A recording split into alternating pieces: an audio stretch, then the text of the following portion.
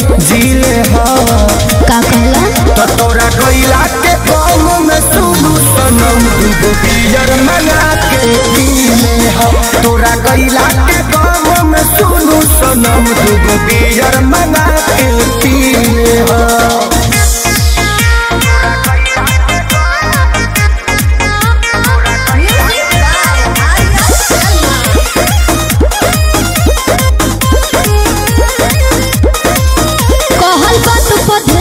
तू लगई हो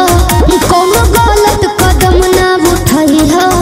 जदि हमसे गलतिया भइल होई ओके दिल के भीतरिया दबई हो।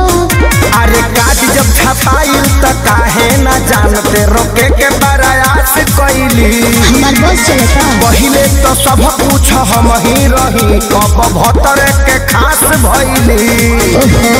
ओ सब दर्द ना दिलवा में हमके देना ही मिलले तो इले हा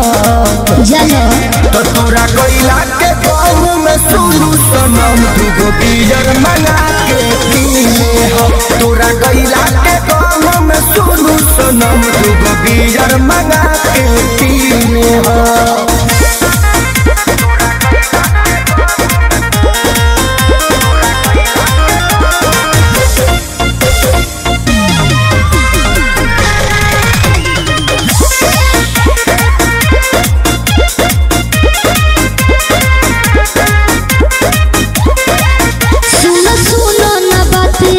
अब छूटा त मोर नहीं हरवा हमार दिलवा दिमाग रही तोहरे लगे भले देह रही पीरा के घरवा। अरे होई हम खेसारी ना करे बड़ी यारी तोरा जाए के बात ते जो सुन नाचन विजया के संगे विजया पसामने से यू कैन गो बोलबम रे जी सैया को दी जाके ते जइबे गुरु झाई तोरा बदला में कोची कली हा